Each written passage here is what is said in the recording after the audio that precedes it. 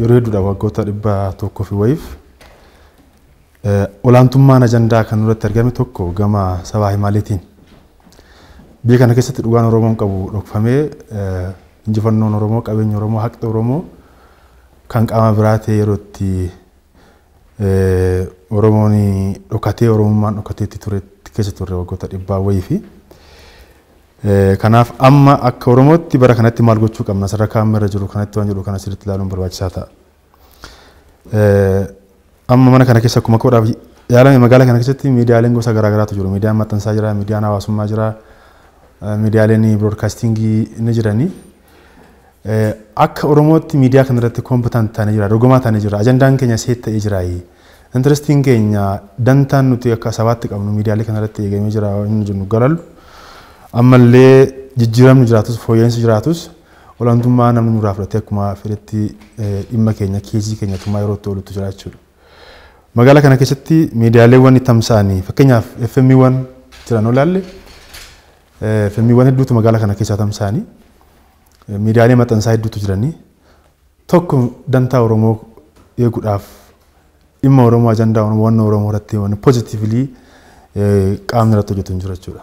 Kanaaf nuti akka Oromootitti akka naannoo Oromiyaatitti dhimma keenya afaan Oromootiin qofa walitti haasofnee wal biraa galuun barbaachisaa miti. Afaan garaa garaatiin keezii keenya gurgurachuu danda'u qabaanna. Afaan garaa garaatiin waan of harkaa qabnu dhugaa keenya qabeenya keenya beeksisuu danda'uun barbaachisaa ta'a.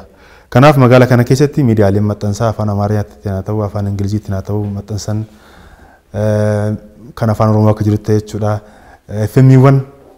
FM'wwan afaan biraatiin tamsa'anii dhimma keenya qabeenya keenya Oromiyaa kan beeksisan aadaa Oromoo kan beeksisan dhimma Oromoo kan irratti diffendi ta'u jiraachuu barbaachisaa ta'a waan ta'eef qaamni garaa garaa kana mootummaanis abbootiin qabeenyaas ogeeyyiin miidiyaatis naannoo kanatti xiyyeeffatanii osoo hojjetanii gaarii ta'aa waan jedhu san kaasuudhaaf anani.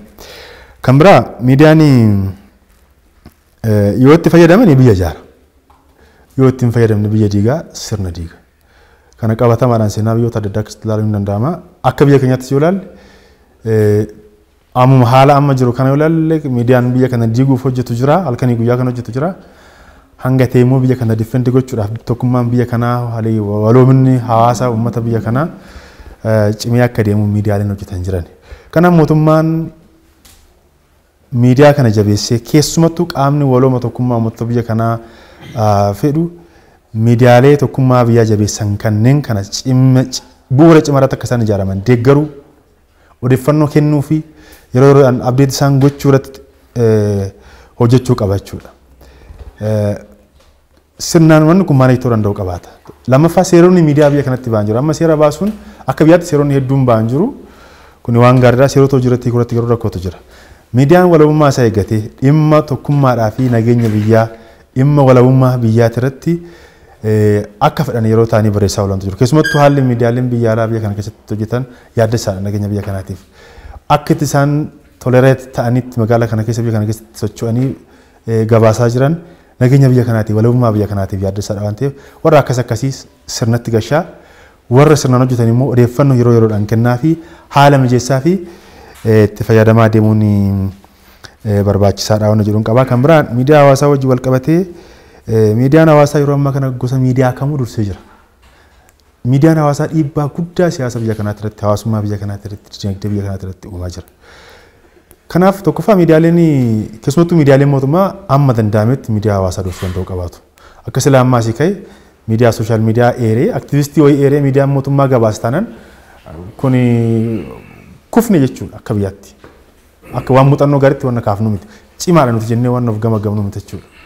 Kanaaf miidiyaaleen mootummaa miidiyaaleen biroodkaastingii televezyiiniiwwan jiran buufataaleen reediyoo jiran miidiyaa hawaasummaa dursanii odeeffannoo kennuu danda'u qabaatu uummataaf. Yoo san ta'e dhugaan uummataa ba'a.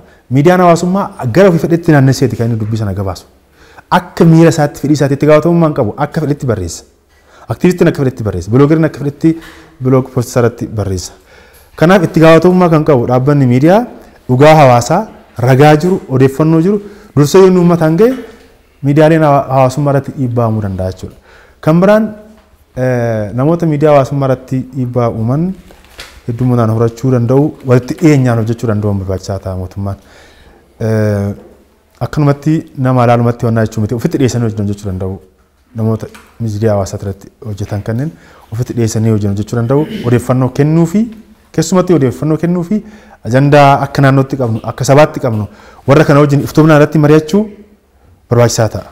Kanaaf yoo kana goone wal dorgommii miidiyaa irratti goonu kana karaa sirnaawaa ta'een bahannee deemuu dandeenya waan ta'eef keessa kana bifa kana manage gochuun barbaachisaa ta'a.